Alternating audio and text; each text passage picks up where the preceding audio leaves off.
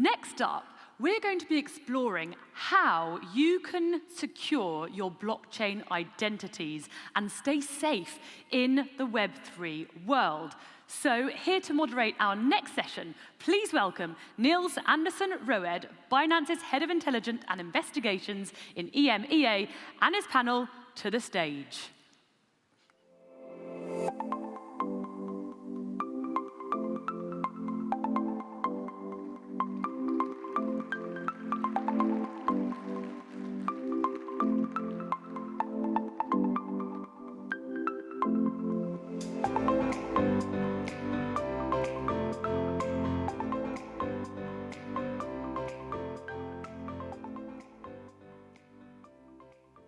So thank you very much for the warm welcome.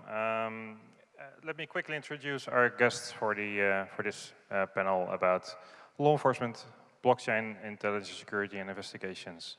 To the left of me, we have Aruna Costa. She's the VP of Government Solutions at Elliptic, and she leverages her deep experience as a practitioner in financial crime and fraud to advise Elliptic's public sector customers on the evolving risk of crypto assets, supporting government agencies to successfully leverage blockchain analytics to detect and investigate financial crime. And with over a decade in traditional forensic investigations, financial crime prevention and compliance at Kroll and EY, Aruna applies a real-world experience when guiding customers on how to best use Elliptic's crypto AML software and services. Thank you very much for being here. And then next to her we have Philipp Amann. He's the Head of Strategy at European Cybercrime Center, EC3. And EC3 strategy is responsible for assessing and acting on relevant trends and threats related to cybercrime and cybersecurity. And other key areas of responsibility include providing strategic support to investigations, prevention and awareness, capacity building, and engaging with EC3's industry advisory groups. And Philipp has worked in various fields, including the financial sector, global disarmament, international investigations, and on issues related to safety and security in cyberspace. Thank you. We have a guy, Gino. He's the special agent with Homeland Security Investigations based in Portland, Oregon. And he's worked in federal law enforcement for over 27 years, where he has primarily worked money laundering investigations involving narcotics trafficking. And in 2013, Guy initiated an investigation into the sheep marketplace with a theft of 5,400 Bitcoin, where he used the blockchain to manually trace and document the theft. And his effort led to the successful prosecution of the offenders and subsequent seizure of stolen Bitcoin. And it was HSI's first independent investigation related to the illicit use and money laundering of cryptocurrencies, and since that case, Guy has served as the lead investigator on dozens of investigations targeting darknet narcotic vendors. And he also shared his knowledge and experience by providing training to hundreds of state and federal law enforcement officers and regulators globally. And then we have Jarno Laatikainen on the States as well, and he's the head of crypto incident response team at Chainalysis.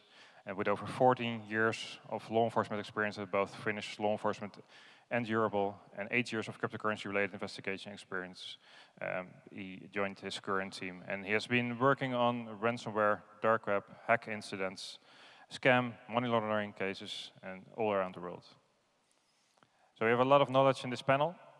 And we're going to discuss a little bit more about the blockchain security and also the cryptocurrency investigations. So to start off this panel, I would like to ask you, Aruna, what do you consider to be the main threats the cryptocurrency world is currently facing?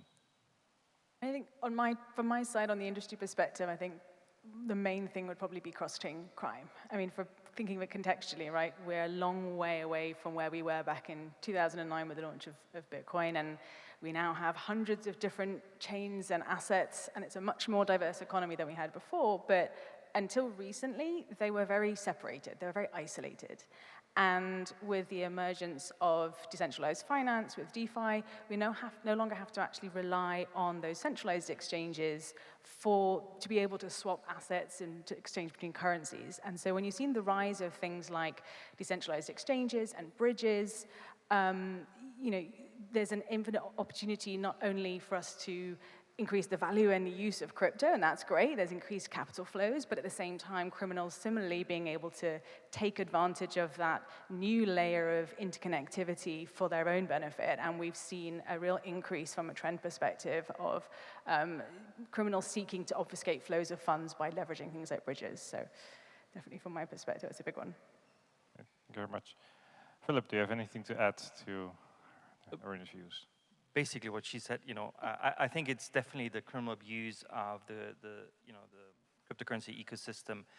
And I think it's, first of all, obviously all the, criminals modus operandi that we see, and certain types of, criminal activities take ransomware. Obviously, as one of the main threats, where I heard the expression, cryptocurrencies are the oil that keep the, ransomware fire going, and I think there's some truth to that. But I think in addition to that, and you alluded to that, Aruna, is I think as we move into, the decentralized finance space, I think it's also complexity. So I think one of the threats, inherent threats, and not just for law enforcement, but also, all the other actors in the cryptocurrency ecosystem, is the inherent complexity that comes with it, which makes it, even if you use it in a very, legal type of way, take liquidity mining, for instance, it's complex, it's hard to understand, and I think that in itself, complexity creates risks as well. Okay, thank you very much. And then I want to switch over to Guy and Jarno. From a law enforcement perspective and also an industry perspective from Chainalysis, to start with law enforcement, how is law enforcement able to address these challenges? If you're also seeing these challenges, obviously. Well, it wasn't easy. It still isn't easy. The challenges exist. But like anything else, it's education. It's understanding how it works. In our role, it's a little bit different because we're reacting. These instances are being exploited, crimes are taking place, victims are there, and we have the difficult task of trying to figure out not only what has occurred, but how to present it in an evidentiary, in a way that evidence that would support our criminal cases.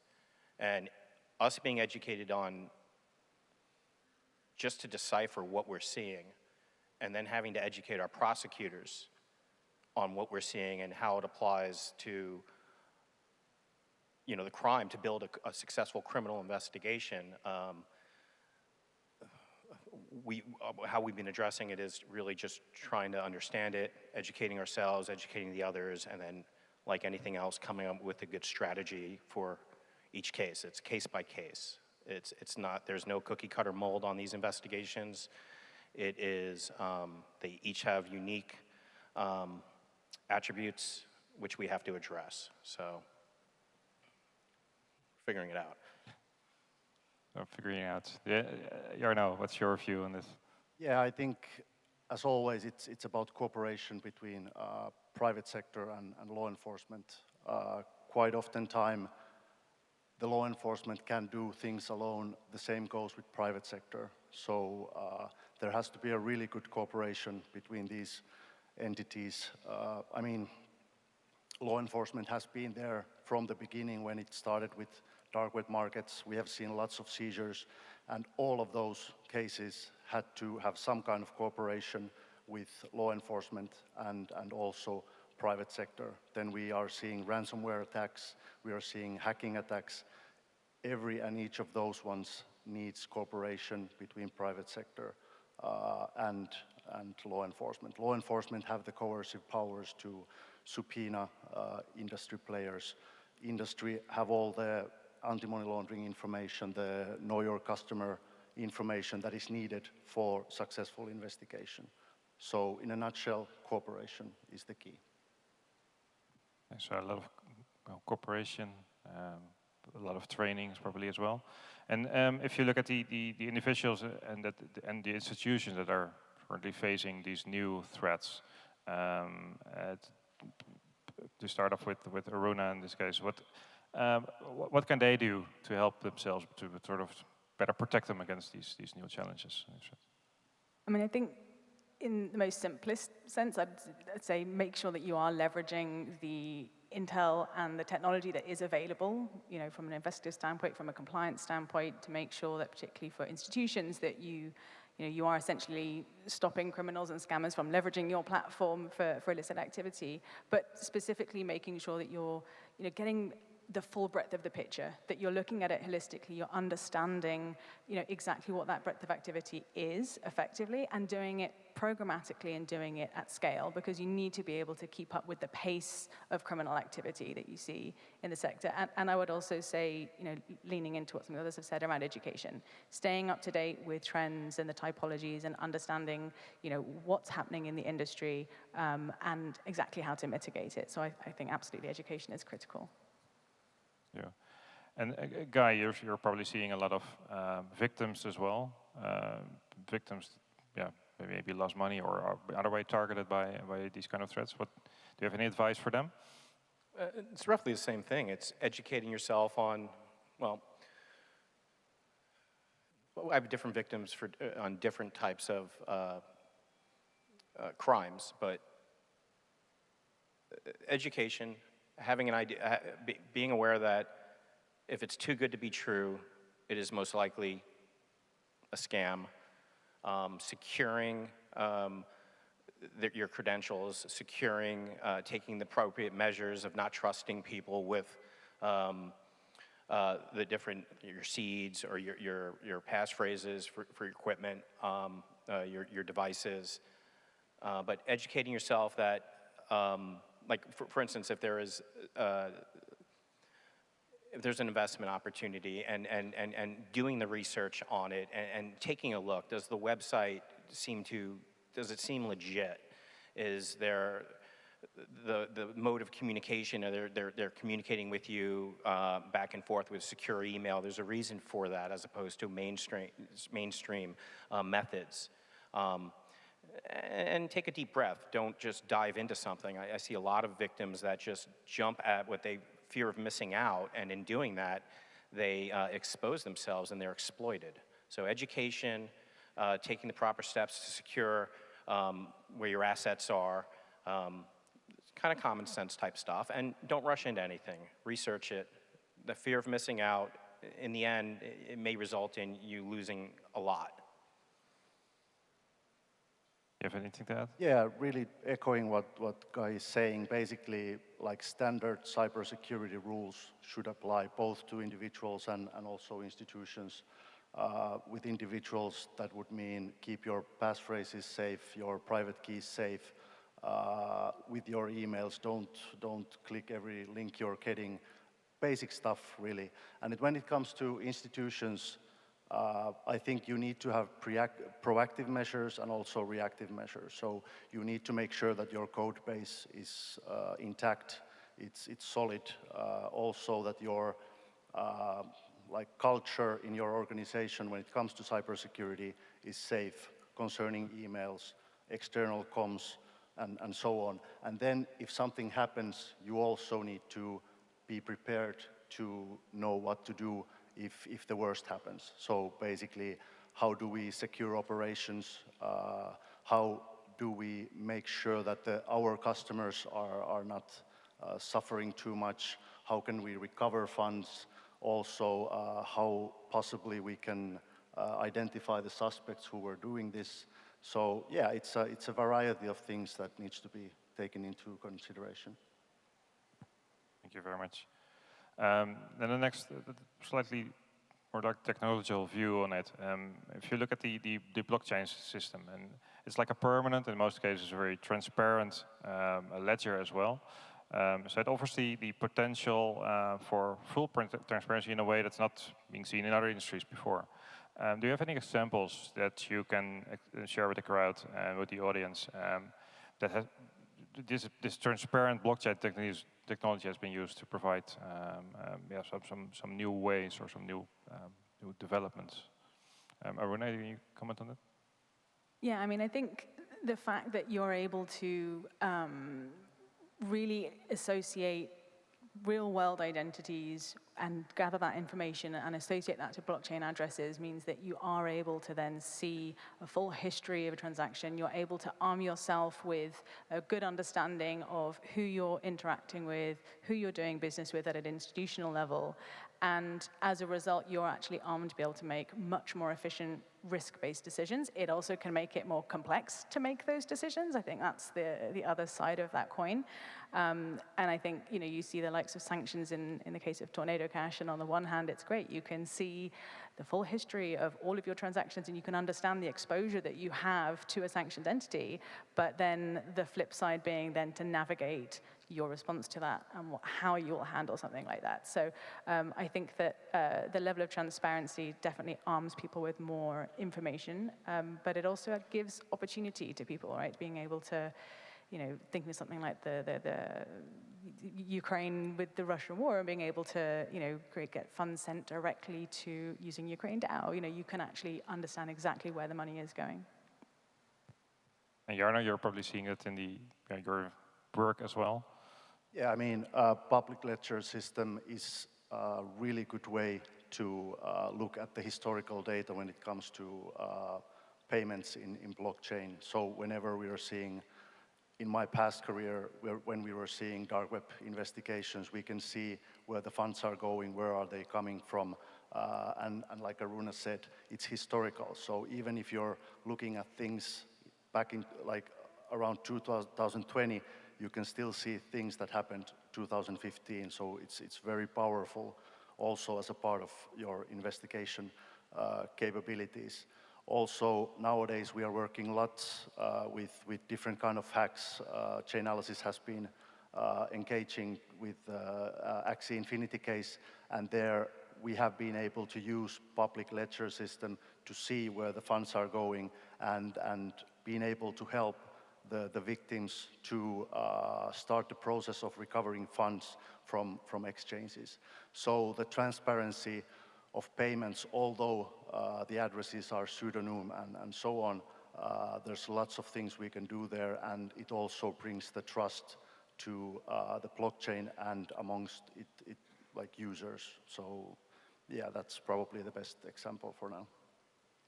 Right, thank you. And to go a little bit more practical, Guy, you worked on a lot of cases for many years, a long career.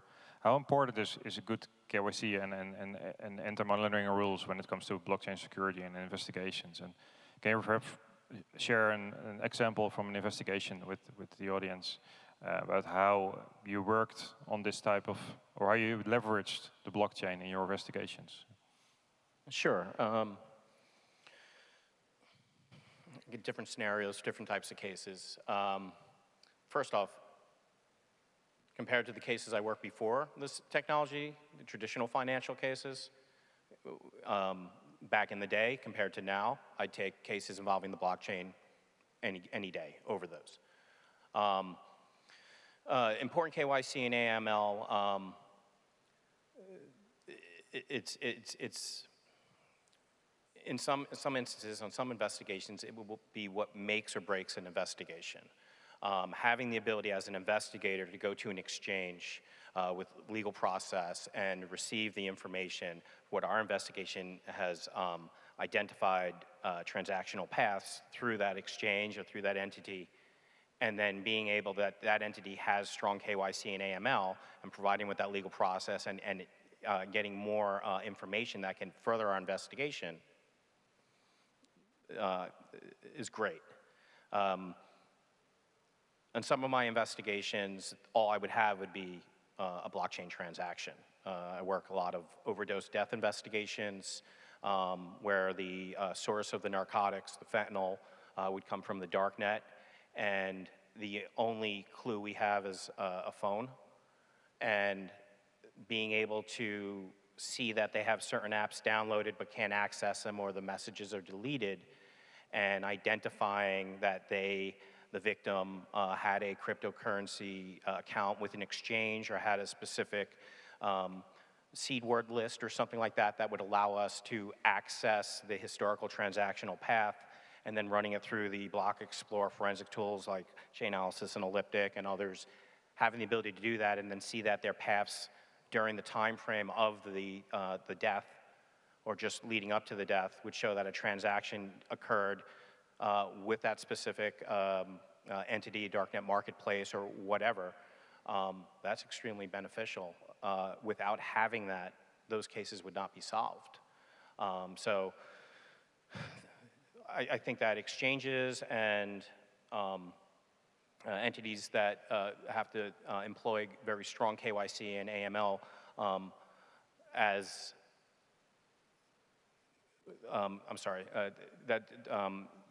have strong KYC and strong AML compliance programs, not only are doing a service to their customer base and for law enforcement, but it's absolutely needed to keep the financial infrastructure secure. And the full transparent nature of the blockchain is what makes that happen. So,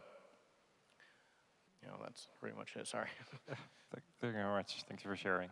And Philipp, I mean, Europol they supported investigations for many different years and many different cases. I've seen a lot of great success stories about cryptocurrency investigations as well. Do you have the, can you share, I'm not sure if you can share too much details, but if cryptocurrency is part of the investigation, does it make it more complicated or more difficult to investigate these cases? Is it different at all? Well, first of all, I couldn't agree more with Guy. I think having good KYC measures and protocols in place, and email protocols and procedures and processes in place is absolutely key. I mean, it's key, essential for the whole financial sector, but specifically also for the blockchain ecosystem. So I think having that in place is a precondition, I would say, to keep that space safe and secure, make it safer and more secure. And I think also what we see a lot, and it goes back to what you said about collaboration with the private sector. I think this is where we have that sweet spot where we can work with industry, with the exchanges, with tool providers, and really make that difference. Now, to your question, does it make it more complicated or more difficult? I would say it makes it more complicated, but less difficult. It makes it more complicated, and I think you said as well. It's the great thing is we have more intelligence. The bad thing is we have more intelligence, from different sources. It's an inherent. If you look at dark market investigations, big data problem, right? You need to have different data sources that you need to connect, and yes, you have the tools, but you also need the expertise and skills to interpret the data. What we see sometimes is a tendency to over-rely on tools. But ask me about an example, and I give you. Well, I hope it's interesting, but I think I like it because it shows you how the whole cryptocurrency technology is going into sort of traditional crimes, and it's in this case, one case, and you may be aware of this. And I think there's a link to KYC, but it was a love triangle, as it were. It was a couple, and it was a lover, and somebody hired a killer on the dark web to kill the man, and then the wife, she had an accident, and she unfortunately passed away. So we were left with the question: who hired, or allegedly hired that killer for hire. And we did the analysis, and we said, well, it's very hard to really say where that, it wasn't an exchange, I think, the wallet, but it turns out, and it was one of our common colleagues, looked at that, Binance colleague now, and said, well, probably that's an ATM, in that member state. So what we did is we reached out to all the ATM providers in that country, and lo and behold, they were able to give us a picture of the person at the time when they were doing the transactions. Who was it? It was the woman who passed away. So I'm telling this, I mean, it's a sad story still, but it shows you, the overlap between technology and traditional, in this case, a crime of passion, I would say. But it really, really solved the case, having KYC, in this case, in place, meaning, you take a picture of the person doing a transaction. Yeah, that's an excellent example, how you sort of combine your new information that you get from the crypto space with your traditional investigative methods. Yeah, very good. I mean, that's when everything works, of course. I mean, the guy you work with a lot with cryptocurrency exchanges, probably also with Binance. How can exchanges like Binance better assist law enforcement in their investigations, or is everything perfect right now? Oh, I mean, it's always perfect until it's not. No.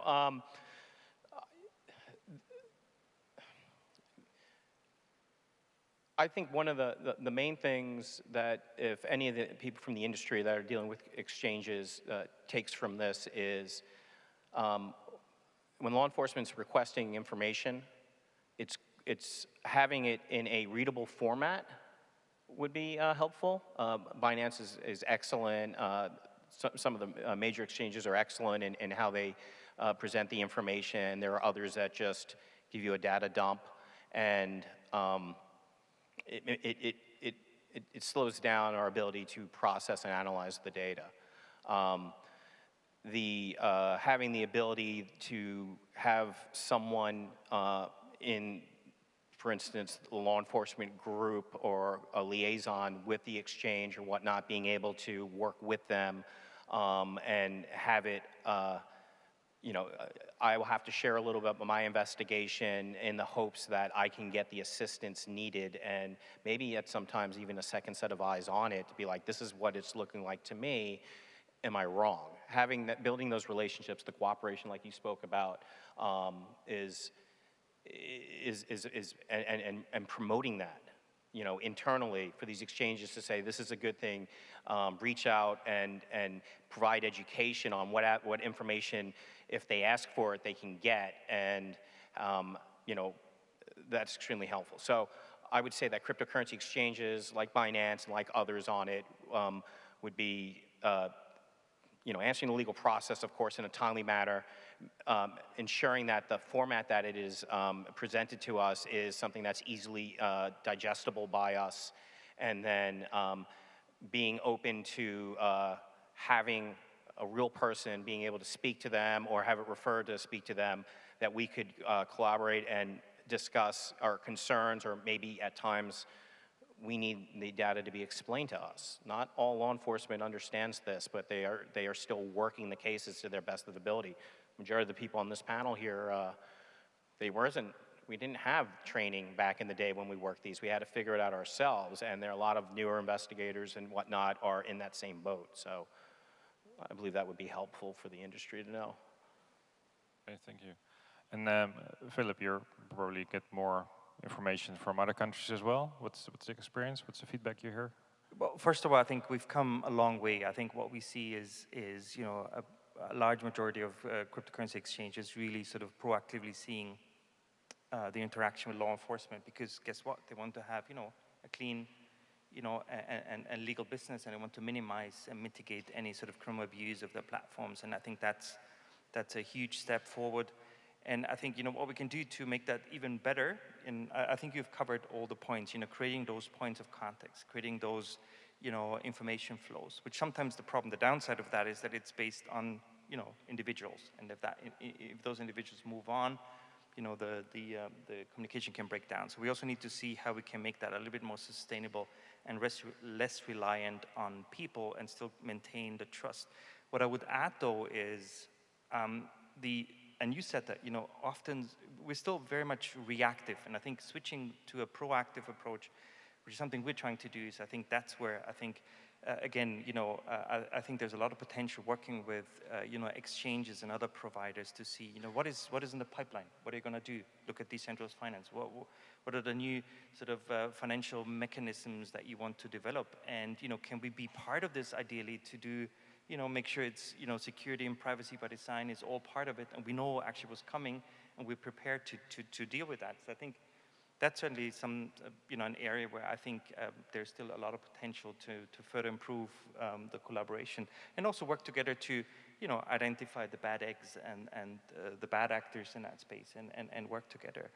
And maybe as a last example, and this goes, because we have two companies present here, when it comes to training education, one of the things we did, and I think you were still with us when we developed that, we developed a tool using gamification for law enforcement called Europol, and really teaches you from, what is a cryptocurrency up to how do you use tools like Chainalysis, Elliptic, to follow transactions. And I think, and those companies kindly enough give us the licenses, for free for people to train.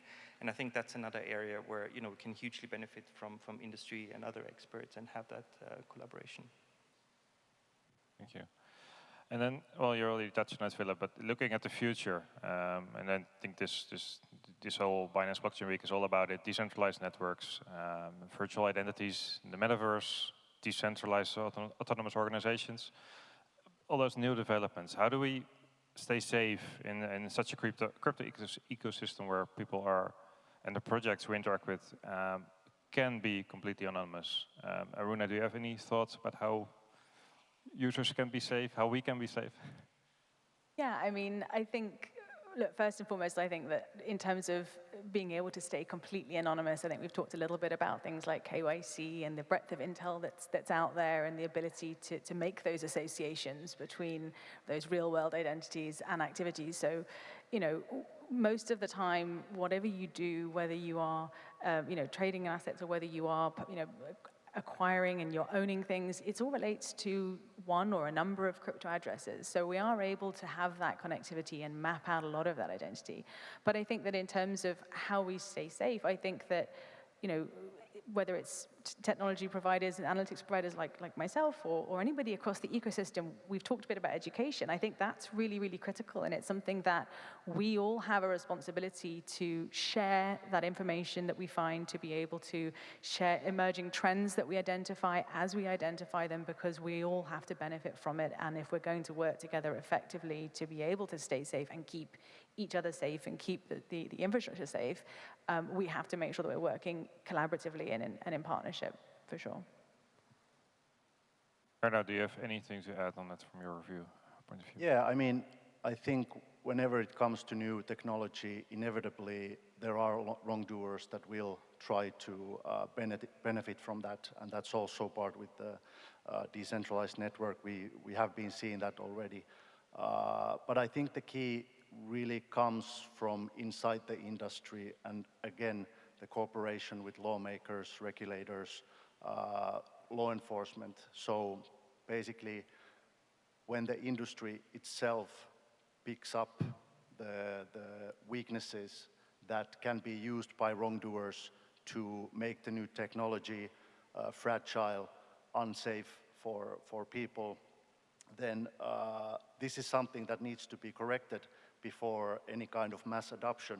So in that sense, it's really up to the industry itself, together with key stakeholders, to try to, first of all, spot those weaknesses and then try to tackle them in a way that everyone can stay safe. And I know this is a pretty general answer, but I think it applies to all the new technology developments. We never know what is coming to us in 5 years or 10 years. So this should be some kind of automation that the players who are working inside the industry clean it by themselves with help of others, of people that are also interested in lawmakers' side regulation and law enforcement. Okay, thank you. So if I sort of try to, well, summarize what you all discussed, it was, if you look at the users, it's do your own research, educate yourself, be careful what you do in your systems, don't do crazy things that you otherwise shouldn't do either. I think you touched on that mainly, Guy. And then from the industry perspective, we need to work together as an industry. I think that's a very important one. And then of course also with law enforcement as well. There's a lot of, I think it's a very powerful combination probably. That's what I got back from you guys. Are there any final thoughts that we haven't yet touched on that you think should be discussed here? Otherwise, let's see, where am I? Yeah. Because what I'm seeing from the current trend, what we're seeing right now in the crypto space, and there's a lot of publication about it as well, is, for example, users are getting scammed. And it probably comes back to the fact that on the one hand, you need to do your own research, but probably also, if you have done your own research and you have the knowledge, then maybe also share that knowledge with people in your environment. I'm not sure if any of you have seen that kind of things as well. Guy, have you encountered any, for example, scam cases where you've been able to help out the suspect, but have you also seen that people actually are being helped by their environment in that sense? So, at least from what we're starting to see, the trend that the industry is looking at in regards to the victims being subsequent to fraud involving like romance scams and investment scams, and as these things start making way and more light is shine on them, I noticed that none of these scams are new. There are no new scams that I've seen yet. They're just wrapped in a different way. The traditional financial scams with where they basically state that, you know, it evolved to the phishing scams where they'd have to make a payment or they'd steal someone's information or mailing list and reach out to grandma and she'd get a phone call or text message saying that her grandson got arrested and she needs to do a cryptocurrency payment so he doesn't go to court to make it clean. They're preying on individuals that aren't in the know. They're instructed to open up accounts. They're giving YouTube videos. They're giving locations where ATM machines are, and they're setting up accounts with exchanges. And I think that one of the big hurdles we have is we're too late. We find out too late. I find out too late. It's usually handled on a state and local level. The state and local level finds out too late, and what would be helpful and going forward as these things start coming is maybe when people are setting up accounts, and a lot of exchanges have it, but making them feel it's okay to report if you were a victim of a crime sooner than later, I think that would be beneficial, part of the education end that we were talking about. Just to add to Joel, I think one of the things with that example that is really clear is that irrespective of the scenario, you're not investigating technology, you're still investigating people. And ultimately, what we have is new intel, we have more information, we have more transparency to allow us to do that, and we have extra pieces of the puzzle. But it's always, I think, coming back to that point. It's the people behind it, and people make mistakes. And that's how we're able to investigate, how we're able to identify, and ultimately take things forward. Thank you very much. So it's investigating, sharing the knowledge, interpreting the knowledge, and working together. I think that's the perfect summary of this panel. Thank you very much for sharing your insights. And I think for the audience, next up is lunch. So, thanks for having me. Thank you. Thank you. Thank you.